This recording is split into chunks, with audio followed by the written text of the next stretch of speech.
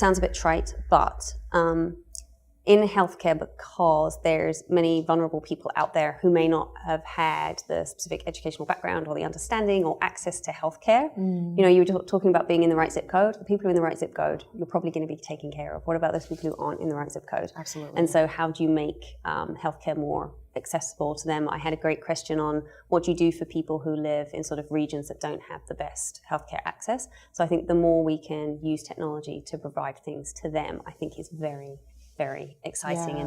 And I say other stuff that excites me is probably things that aren't going on in the US. We hear stories of what's going on in other regions and how they think things are possible. Obviously, they have different regulatory environments, but I would say learning from them and how we can integrate it. Are there specific areas or? So if you go to the Nordic countries where they have cradle to grave tracking of healthcare, and they don't just have the healthcare, they have all that contextual information wrapped around it too.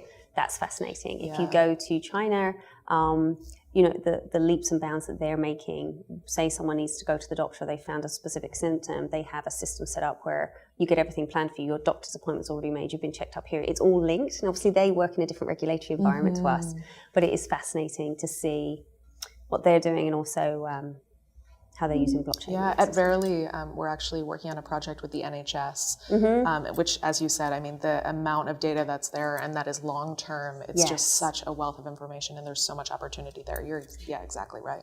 Yeah, I think building that in with your genetic data, socioeconomic, your personal feelings about things, your hopes and aspirations. Wouldn't it be wonderful if you could learn about someone's hopes and aspirations and then be able to plan their healthcare journey around that? And just start thinking of healthcare as a journey, as you said, because there is this progression of experiences that do happen to a patient, so we have to think about it more holistically. Yeah, completely agree.